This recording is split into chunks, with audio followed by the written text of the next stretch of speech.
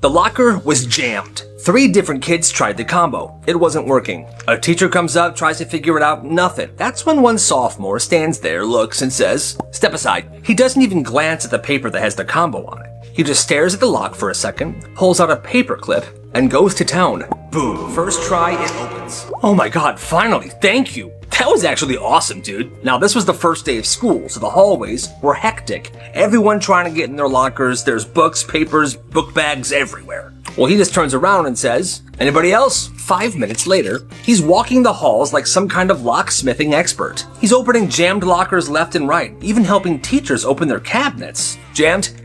There you go. Jammed? There you go. He quickly became the locker guy. Turns out his older brother and his dad had their own locksmithing company, so he literally grew up opening locks. No rules broken, no locks damaged, just a nice guy helping people out. And you gotta respect it. The lunch lady from hell. This lunch lady was your classic grumpy old woman. Hairnet, gloves, stained apron, and she seemed to hate children. I hate children? She never smiled. She was always in a horrible mood. Well, one day this kid in the lunch line says something to her that makes her flip out. Next, is this meat even real? The whole lunch line starts laughing at her. And then another kid goes, "Yeah, is it even real? Also, you're the worst lunch lady ever. Even Mrs. Johnson's rabbits hate you." Now, a little sidebar here. Mrs. Johnson was the art teacher, and she had a cage of like 4 rabbits. They would sit outside her door in the hallway, and the school loved these rabbits. These rabbits were cherished. They were lovely little rabbits. Well, the lunch lady didn't like hearing this. "Quit laughing at me. This is funny to you? You're gonna regret this. Oh, you're gonna regret this." So lunch ends, and later that day, this teacher was walking the hallways when she notices the lunch lady standing by the rabbit cage. Scrap-a-dink-a-dee. What is she doing?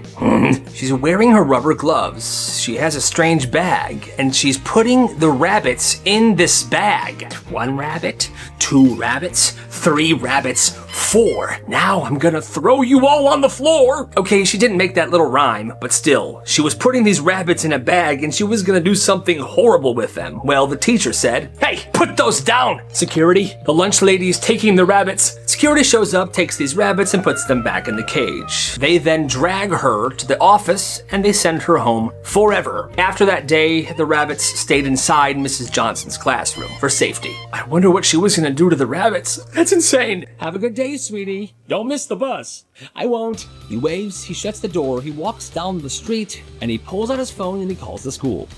Hi, this is Mr. Thompson. My son's gonna be sick today. Johnny Thompson? Okay, sorry to hear that. I'll mark him down as absent. Have a great day. He then walks to the local store, buys a bunch of candy, and he hangs out at the park. Meanwhile, his mom and his dad had just finished a morning appointment. Hey, since we're both off work today, let's go surprise Johnny with some lunch. That's a great idea. We'll get him some Wendy's and we'll drop it off at the office. We'll have him come down and say hi. Perfect. They get the Wendy's, they pull into the school parking lot, and they walk into the front office with a brown Wendy's bag and a Frosty. Great parents. Hi, we're here to drop this off for Johnny, our son, Johnny Thompson.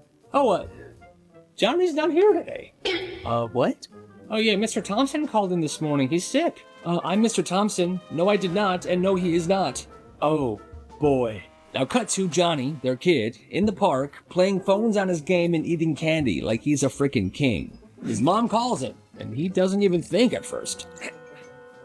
Hey, Mom, what's... I know what you did. Oh, man. He then goes home. His parents come home with the cold Wendy's and the melted Frosty. Johnny was grounded, but they still let him eat the Wendy's. It happens. Now this is unfortunate. One day during school, it's in between classes, and this kid is booking it down the hallway.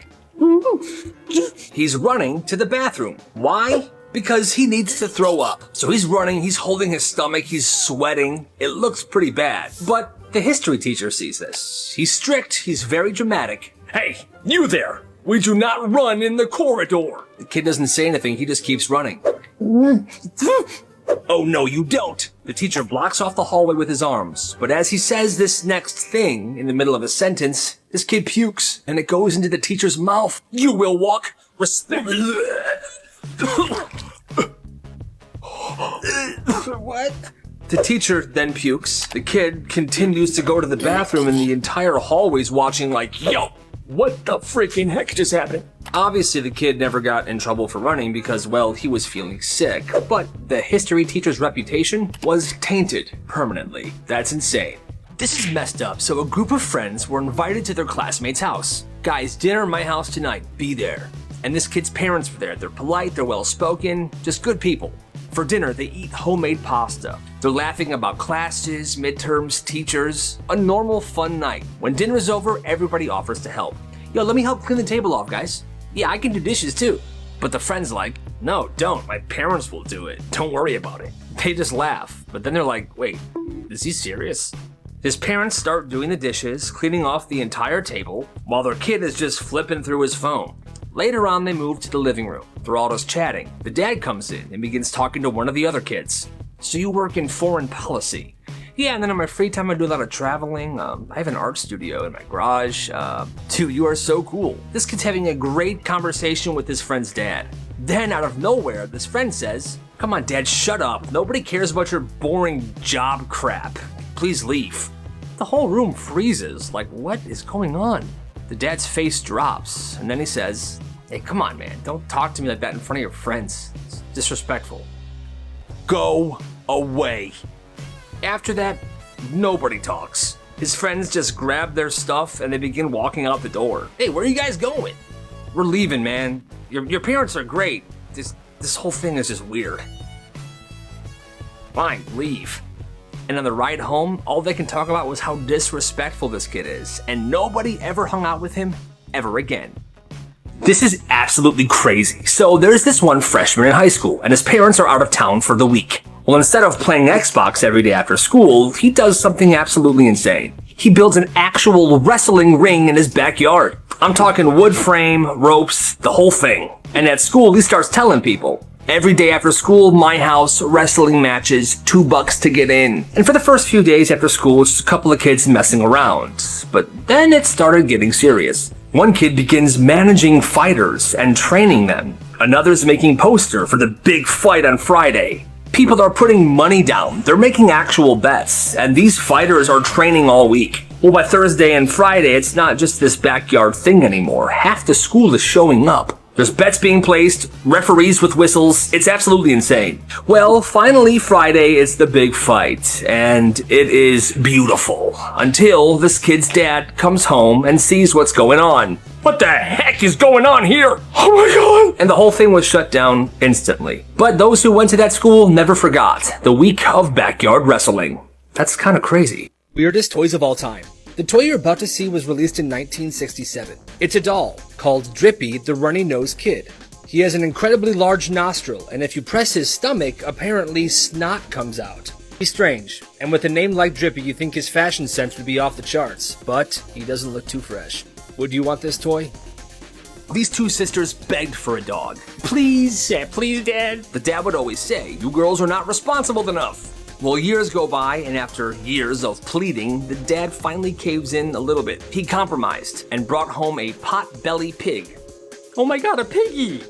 They named her Sonic because she would sprint around the house like lightning. And for a while, Sonic was family. She would nap underneath the dining room table, roll over for belly rubs. She would even let the family rest their feet on her like she was a footrest. Well, Sonic didn't stay small. Within months, she grew into a 4-foot pig that lived in the patio. Well, then came the house renovations that were supposed to be done. The dad said the workers were gonna be there all the time and there was nowhere for Sonic to stay. She's gotta go somewhere, she can't stay here. Well, honey, we have to figure this out. We can't just let her go. They begged. The mom looked around and she found a country club that was willing to house her temporarily while the renovations were getting done. But the dad said no. Weeks later, the mom and the daughters flew to Sydney, Australia to visit some family. One night, the phone rang. And it was the dad. So nobody agreed to take Sonic. Okay, I'll make some more calls. Don't bother, I put her down. She's gone. It's for the best, okay? Have fun. What? The three of them just sat there in silence. They were stunned. Your dad killed Sonic. What? No. Oh. They were absolutely devastated. That dad is the absolute worst. And rest in peace. Picture this, first day of high school, a new teacher walks in. Cool looking guy with the mustache. He starts roll call. Billy, here, Carl, I have milk in my backpack. Steven, here, you must be the kid that still sleeps in that blue race car bed, huh? What? The kid was confused because he actually did sleep in a blue race car bed. So he started thinking that this guy's a total creep, but he forgot about it. Maybe it was a lucky guess. Well, as days go on, there were more and more things this teacher was saying. How's Rufus, Steven? Has he still got that stomach infection? How did you know that? This reminds me of when your mom was talking about the cat and when he ate the light bulb. Hey, Steven, how was that Twinkie last night? I know you snuck one from the cabinet. Was it 2 a.m.? 2 a.m. Twinkie? Kid's absolutely freaked out. The next day he's in class, scared of what he's gonna say today, when all of a sudden, his dad comes out. Hey, how we doing? Johnny. Steven, we got you. Yeah, we got you, son. What? Turns out this kid's dad and the new teacher go to the same gym, and one day they got to talking, and the dad's like, oh, you're starting at Gilchrist teaching this year, huh? Yeah, 5th grade. Oh, my son's in 5th grade. Oh, nice. What's his name? His name's Steven. He's in your class? I have a great idea. It was all an elaborate prank. Kid was definitely relieved, but he's not too happy that now all of his classmates know that he still sleeps in a blue race car bed. Worst playground designs of all time, part 2. The picture you're about to see is a structure at some playground somewhere, and it just doesn't make any sense to me. I have no idea what this is, and I actually had to censor this picture. The whole thing is just very, sus. See for yourself. This happened in elementary school. A kid gets called out in class. Tyler, that is not appropriate. Go to the office. Then without a word, he stands up, sprints out of the classroom, and runs straight out the front school doors. And just like that, he's gone. The principal gets called. Yeah, we got a runner. They can't find him anywhere. 15 minutes later, the school's on full lockdown. People are starting to actually panic at this point. They call the kid's parents. They come. They're furious. They're freaking out. Where's my son? Where's my son? Police cars surround the building. A helicopter is hovering above. A freaking helicopter. They start searching the woods behind the school. Hours go by. A SWAT team looking unit shows up and they find him a mile away, sitting in a lonely patch of grass, eating a Snickers. Tyler, what are you doing out here, man? I got stressed, and the Snickers, it helps me relax. I feel much better now, by the way. They escort him back. The kid got suspended and his parents had to take him to therapy for a bit. Had to figure out why he would do this in the first place, but still, that day is still known as the Great Tyler Lockdown. That's insane. It's a slow Tuesday morning. This guy's working at the front of a bank. He's the security guard, and it's a fairly standard shift. Doop-ba-doop-ba-doo, I'm a security guard at the bank. Now, at a bank, most people come in, they do their thing, and then they leave. Well, one day, this guy came in, he was looking pretty sketchy. Walking in the bank. Oh, crap. He sees the security guard, and then he walks back outside. And the security guard is like, yo, this is kind of weird, so he kind of walks by the door. Well, this sus guy is pacing the sidewalk, and he's on the phone. He's obviously stressed. And the security guard overhears just one sentence. Nuh-uh, man, I am not doing this crap. You said nothing about a security guard. I will not take him out. Then, for a second, they make eye contact, and they stare at each other for a short while.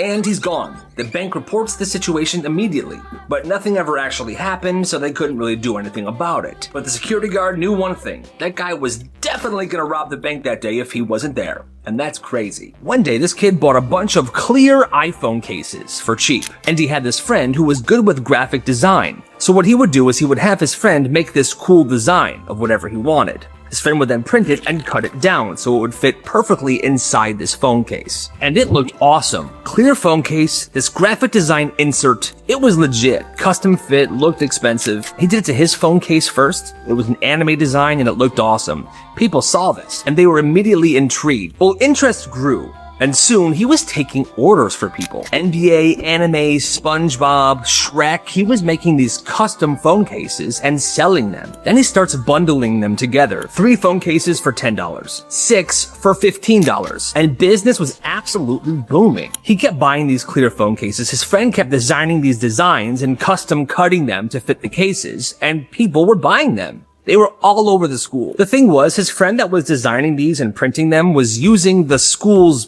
printers. The IT guy realized how much printing had been done, and he told the principal. and this whole thing had to be shut down. But by then, he had made $530, and those phone cases became collectibles, some students even reselling them for 3 times the price they bought them for. Honestly, you gotta respect the hustle. It started stupidly small. He's in his yard and he sees a single crow staring at him. "What's up, crow?" And he went inside and got a cracker, then tossed this one crow a cracker. Well, that's it. That's the moment his life changed forever. Because the next morning, there's 3 crows waiting. "Yo, there's 3 of you now. All right, here, 3 crackers." The next morning, there's 9 crows. Oh my God. A full-on crowd of crows waiting for their daily crackers every single morning. And it doesn't just stop there. If he walks to his car, they follow him. If he walks his dog, they're behind him, flying over, hopping on the sidewalk. Every so often, they would drop gifts to him, like a shiny gum wrapper, or a twig, or an apple core, like gifts. "Oh, thank you for the Slim Jim. I appreciate it." Then he realizes he's the leader of the crows. Every day they're there. They think of him like their mother. And he can't even take the trash out without crows surrounding him like Secret Service. It's absolutely insane. The first week of school, the vending machines in the hallway were out of order, but one student realized that they weren't broken. The school just wasn't letting anybody use them. "Sorry kids, they're fixing them next month. No snacks." "No snacks? Oh man." But one day, this junior named Derek saw one of the janitors unlock the machine with this tiny round key. Well, he recognized this silver key. It was the same kind of key his dad used for his padlocks at work. Well, that night, Derek dug through the junk drawers at his house, looking for these keys, and he found about 5 of them. Yes. Yes. The next day, during the passing period, he went to the vending machines. He put the first key in, and it unlocked. Apparently, it was the most basic of these keys, and it worked. He opened it up just enough to grab one snack and put it in his backpack. Well, this gave him a brilliant idea. By the end of the week, he had gone into that vending machine multiple times and only took out the most popular, most tasty snacks. And because these vending machines had been broken for so long, nobody really noticed, and there weren't any cameras in the hallway. Well, he would take these popular snacks and he would sell them for double the price of what the vending machine would have sold them for. "Yo, bro, you always have the best snacks. Where do you get them?" "Don't worry about it, Chief. Don't worry about it." By the time the school fixed the vending machines, Derek had made a good chunk of change, and nobody ever realized that those snacks were taken. Now that is crazy, and you gotta respect the hustle. This school sold popcorn every Friday. Plain, no butter, no seasoning, just small, sad bags for $1. Well, one day, this kid Tyler shows up with a frickin' plan. He brings a small lunchbox to lunch, and inside, dozens of mini popcorn seasoning shakers. Ranch, nacho cheese, cinnamon sugar, literally anything. "Hey, yo, can I use that, man?" "Totally, homie. $1 per shake." Now, at first, people thought this was kind of ridiculous. $1 for 1 shake of popcorn seasoning? But once people started trying it, it was game frickin' over. He would stand on top of the lunch tables, shaking seasonings into people's popcorn bags while kids are sliding and throwing him quarters. It was kind of bussin'. And Tyler wouldn't just stop there. If somebody was broke, he would say, "I season it for you now, you bring me $1 tomorrow. Or else, I'm writing your name down. I don't forget." By the end of the month, all the popcorn was seasoned to perfection thanks to Tyler. One day, Tyler's counting out $20 in quarters when the principal comes up to him and says, "We do not run seasoning businesses in this lunchroom. You're done." And he was shut down. You gotta respect the hustle, though. When she was in 2nd grade, her older sister got glasses, and instantly she wanted a pair of glasses as well. So she told her parents. "I can't see the board at school." So they take her to the eye doctor. He does a test, and she's pretending like she can't see. 2 minutes in, he says, "Yeah, she's lying. She can see fine." But her parents still believed her, and they're like, "No, you better give her some glasses." He writes a prescription, and just like that, a week later, her glasses are ready. At first, she loved them, even though she couldn't really see in them because, well, she lied during that test. But she loved the frames, she loved the attention she was getting, but she kept wearing them for years. And her eyes kept adjusting to the prescription, and the prescription kept getting stronger and stronger. We'll flash forward 10 years, and now every day, she wears a pair of the thickest glasses because she actually can barely see without them now. And she's pretty sure it's because back in 2nd grade, she lied when taking the eye test, and she ruined her eyesight forever. Yeah, that kind of makes sense. This school's cafeteria food sucked. So this one school randomly decides that all the cafeteria food has to be low sodium, which really meant This food tastes like cardboard. everything was bland. No pepper, no salt, no sauces, no ranch, no ketchup. Nothing was available to make this food any better. And soon enough, kids are straight up just skipping lunch. But this one kid, Jules, finds a way to beat the system. He goes to the store and he buys a packet of these tiny little hot sauces. Sriracha, there's Taco Bell fire sauce, mango habanero, and this strange green one that's just called the Monster. At first, he just shares it with his table, but then kids started offering him money for squeezes of these hot sauces. $1 for 2 squeezes. No refunds. Yeah, that's a pretty ridiculous price for 2 squeezes of a hot sauce, but like I said, the food was so freaking bland that people were doing anything to enjoy their lunch. And guess what? Business began booming. First day, he makes $8. The next day, he made $12. By Friday, he's got repeat customers, People are wanting hot sauce left and right. He's having to buy new batches. Hey, what is that? Well, not long after he started, a lunch lady caught him and sent him to the principal. And the entire thing was shut down. But the principal did tell him, Hey, Jules, one more thing before you go to detention. Yeah. I respect your hustle. and you gotta respect that he respected that kid's hustle. He got punched on purpose, and his plan worked. In 7th grade, this one kid, Zach, had been dealing with this guy named Tyler for a while now, and Tyler was a piece of work. He was loud, annoying, and constantly trying to get a rise out of Zach. Well, the thing is, Zach never let it get to him. He never shouted back, he never did anything mean to him, he didn't fight, he just waited. Until one Friday at dismissal, Zach saw his way. He sees Tyler standing over there by a locker, and he decides to enact his plan. It's time. Oh, hey, yo!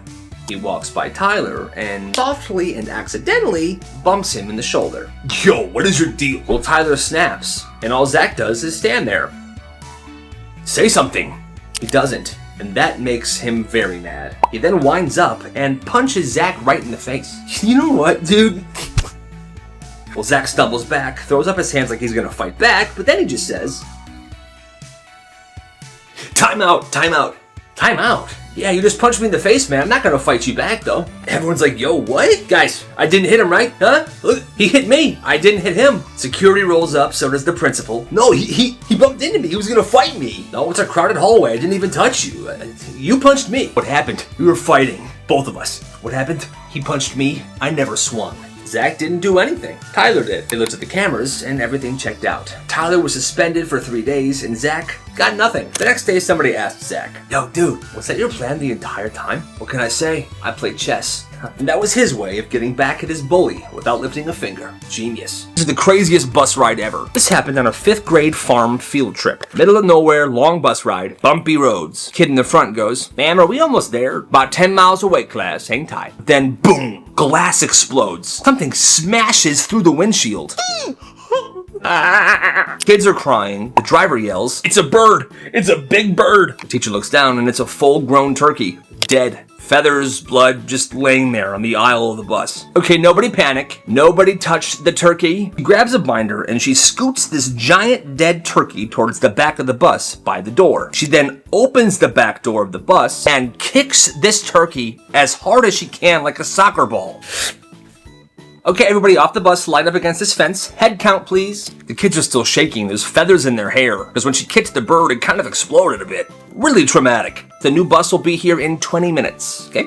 And she's all calm like she's done this before. The trip was canceled, obviously. When the new bus got there, they all got in and they just went back to the school. But the smell of turkey death lingered on them for hours. Black Markets Kids Ran in Their Schools Part 31. When this guy was a senior in high school, he was student body president. That meant he had a lot of responsibilities and privileges. One of those privileges was having a master key to the school. The high school had gates that students had to go through before entering or leaving the school. And his job was to lock those gates after school started in the morning and unlock them at the end of the day as kids were getting out. Well, he realized it was a great business opportunity. Kids that were always late to school would text him every morning asking him to leave the gates open so they can make it to class. And he would charge them $5 to do it. And then there were the stoners. They would always text him asking him to open the gates early so they could ditch class and go smoke in the parking lot. And he charged them $15 to do it. He made $2,000 his senior year because of this, and he was never caught or suspected because he was a straight-A student and everybody loved him. At Logan's house, there was one rule. Don't go near the piano room, ever. His mom said it was off limits, for emotional reasons. His dad called it a sacred space, and anytime a guest walked past the room, the family would act weird. Nothing to see in this room. One time, Logan's friend leaned on the door and the mom freaked out. So I was thinking that we can go to the, hey! Oh, no. Well, that night during the sleepover, Logan admitted something. Yo, I've actually never been in the room myself either. You've never been in that room? No. Well, around 2 a.m., Logan's friend who was sleeping over just couldn't handle it anymore, so he got up and he snuck to the piano room. And then he opened the door. And that's when we saw it. Logan's dad was inside, wearing a tuxedo, sitting at a grand piano, his fingers hovering above the keys. He wasn't playing, his fingers were just doing this. He then said, "Get out of here, and close the door." Okay. He slammed the door shut and went back to sleep. He later found out that Logan's dad had a very weird obsession with grand pianos, and apparently that time of night was his sacred time. So, I don't know. Super weird. In 8th grade, there was a social studies teacher that never gave homework. Like ever. And she was universally loved for it. Then one random Tuesday, she assigns the class homework. And the next day, nobody turned it in. Not one person. And she just detonates. Well, I bet you all did your math homework last night, didn't you? Because everyone respects math. Who cares about social studies? Everyone's like, what the heck is going on? Then, without warning, she steps on a desk, grabs the overhead projector, tears it down, and slams it on the floor. She grabs her keys, walks out the door, and she never returns for the rest of the school year. That's absolute nuts. They plotted this for weeks. For about 2 weeks, this small group of students would take the lunchroom food and shove it in their backpacks to save for later. You know, mashed potatoes, hot dogs, milk cartons, pizza, chicken tenders, you know. They would bring it home and put it in the fridge. They're stockpiling cafeteria food. Then, one night, they broke into the school. They snuck into the principal's office, and one by one, they swapped everything out on her desk. But they were swapping her stuff out with the cafeteria food that they had been saving. They took her stapler and replaced it with a scoop of mashed potatoes. Her landline phone they replaced with 5 hot dogs. They filled her coffee mug with shredded chicken, and they replaced all of her pens with straws. All the leftover food they put on her desk chair. The next morning, the principal stared at this all in disbelief. What in God's name happened in here? And it was as easy as checking the security cameras. Those kids were caught almost immediately, but still, that's actually kind of hilarious. This kid started a war at the zoo. 5th grade field trip to the zoo. Everyone's hyped. The teacher's already stressed, you know. They get to the primate exhibit. The absolute best exhibit in any frickin' zoo. All right, class, hands to yourselves, please. Let's respect the facility and the gorillas, okay? There's this one kid. You know, that kid. He picks up a stick and launches it into the gorilla exhibit. Well, the stick lands on the ground right next to a full-grown silverback gorilla. The gorilla turns, sees the kid, grabs the stick, and throws it back. Smack! The stick explodes across this kid's chin. He drops, screaming, blood's everywhere.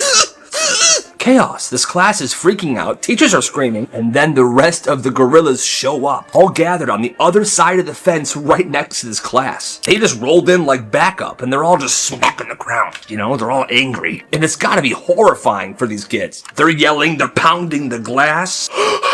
This is gonna kill me! They're gonna kill me! What is going on? Well, the pounding on the glass alerted the orangutans, who were on just the other side of this exhibit. And they rolled in like backup as well. So now it's like a dozen silverback gorillas, a dozen orangutans, all just pounding the glass in the ground on the other side of this class on a field trip. Dear God. That's when the gorillas and the orangutans start pooping in their hand and chucking the poop at the glass. Back to the buses. Now, the zoo staff swarms in from all sides. They shut this entire thing down. The exhibit is closed for the rest of the day. 30 minutes later, the school's banned from the zoo for life. And the kid who got the stick thrown at him left in an ambulance. He had to get stitches. That is absolutely insane. Yo, this backfired. This happened during a school test. This kid's about to get started, but this girl, his bully, says this to him right before. Hey, loser, I'm gonna cheat off you. This is the same girl that's been bullying him for years. But this time he has a plan. He just says, Sure. Well, what this girl didn't know was that this kid got extra time on exams. So on test days, when class ends, most kids leave, but he still has an extra 30 minutes to finish the test. I had this in school as well. So here's what he did. The exam starts, and she's cheating off his test. Answer for answer. Identical. Well, for the first hour of the exam, he's answering everything wrong. Even the short answers. Stuff like, what is inflation? He puts, when a balloon gets bigger. So the second she finishes copying, she stands up, turns her test in, and done. Thanks, idiot. And walks out of the room all cocky, super smug. Well, at this point, everybody else had left. And now he begins his extra test time. He erases his entire test and fills everything back in with the correct answers. Perfect. A week later, they get their test back. He gets 100%. She gets a 0 because he purposely made every question completely wrong. This makes no sense. What's wrong? Oh, 0? That sucks. I got 100. Who's the idiot now? Hey, don't underestimate me.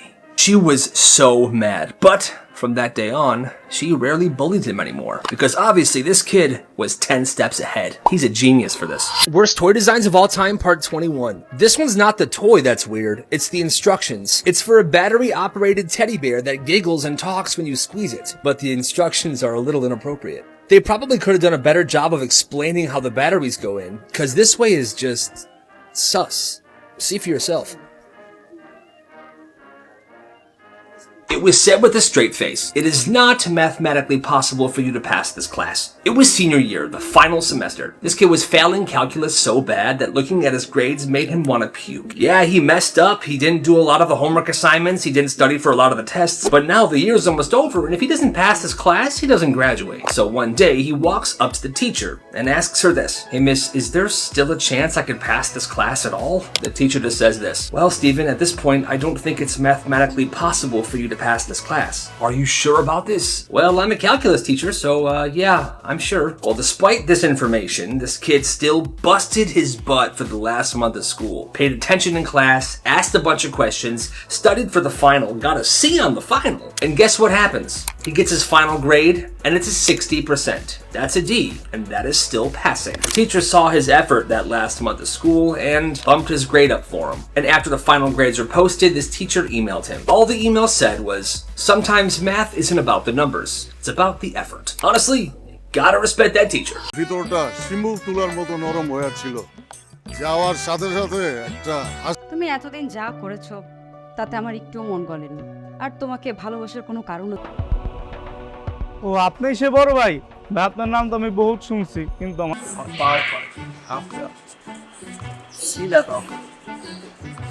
বুঝছস ভাই আমি এটাই বুঝলাম না আপনি এই মাইয়া তানিয়ার মধ্যে কি পাইছেন এলাকার সব মাইয়া আপনি মানুষ মাত্রই ভুল করে তাতে কি ভাই এমন যে করব দাঁড়া মাথার ভিতর অলরেডি একদম তানিয়ার বাপরে আমি চ্যালেঞ্জ করছি 7 দিনের মধ্যে তানিয়া আমারে আমি প্রেমে ভালাবো কেমনে বেটা কস না কেন বেটা ভাই কি কমু কোন মানে হ্যারে বাড়িতে কেমনে বাইক করব এটা তো জানি না এর মধ্যে আপনি কবিতা দিয়ে দিচ্ছেন আমি তো কোন হারামজাদা আমার মায়েরা ডিস্টার্ব করে খালু আপনি শুধু শুধু রাগ করছেন আমি হইতাছি রিকশা তুমি হইতাছে এসি বাস মামা পাড়া নিছ আপনার ছেলের সাথে আমি আমার মেয়েকে বিয়ে দিব ঠিক আছে ভাই ফুটে যাব না মানে এত হ্যান্ডসাম ফ্রেন্ডলি সুন্দর হারজিত চিরদিন থাকবে একটা এতিম ছেলের জন্য আজকে আমি আমার মতো একটা মানুষকে ভালোবাসা যায় সত্যি বলতেছো তানিয়া সেলিম আবার আসবো স্যার আগে আপনার বাসায় আসতে গেলে পা কাঁপতো এখন আর পা কাঁপে না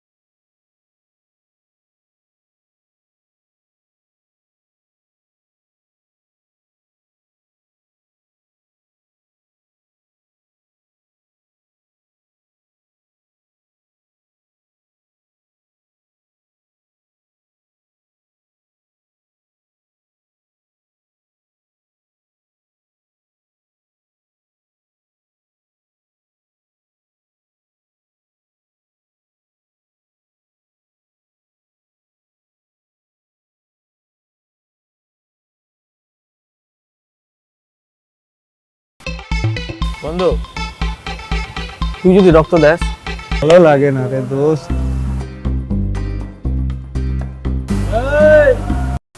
না দুলা ভাই, আমি তো কোচিং এ যাই নাই, আমার তো বাসায় গেস্ট আসছে আর আমার আম্মু তো একা, এজন্য আমি যাই না। আমার পড়াশোনা সবকিছু বন্ধ করে দিবে, তখন আমি কি করব?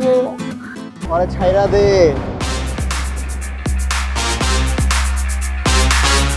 ভালোবাসা যে এত প্যারা, এত কষ্ট, এত জ্বালা যন্ত্রণা, জানলে ভালোই বাসতাম। জিসান আর তুলির ভালোবাসার ইতিহাস, তাই রক্ত লাগবে দোস্ত। আসসালামু আলাইকুম দুলা ভাই। আরে শালা, ওয়ালাইকুম আসসালাম। কি খবর, কেমন আছো? বান্ধবীও তো যায় না, এতবার ফোন দিলাম ফোনও ধরতেছে না। তুমি একটা ফোন দাও তো, ফোন বের করো। কি বলেন দুলা ভাই, ও যায় নাই? কথা হইছে, ভাইয়া বলছে যে ভাইয়া আমাদের কোচিং এর সামনে আর আসবে না, আর তোকে ডিস্টার্বও করবে না। জানো না কারণ না, আমি একটা তিন গুনমু। না বাবা, প্রেম হইলেই হবে, প্রেম হইলে এমনি ডিফারেন্স হবে বাবা, আমার খালি ওরে দরকার। রক্ত কেন? ইতিহাস লিখবো, ভালোবাসার ইতিহাস। ভালো আছি, আপনি ভালো আছেন? আমি তো ভালো আছি, তো তোমার বোন কোথায়? আচ্ছা একটা মিনিট, আমি কল দিচ্ছি। এক রাতে ভালো হয়ে গেল, এটাও আমার বিশ্বাস করতে হবে? দোস্ত, আমার না ভয় লাগছে।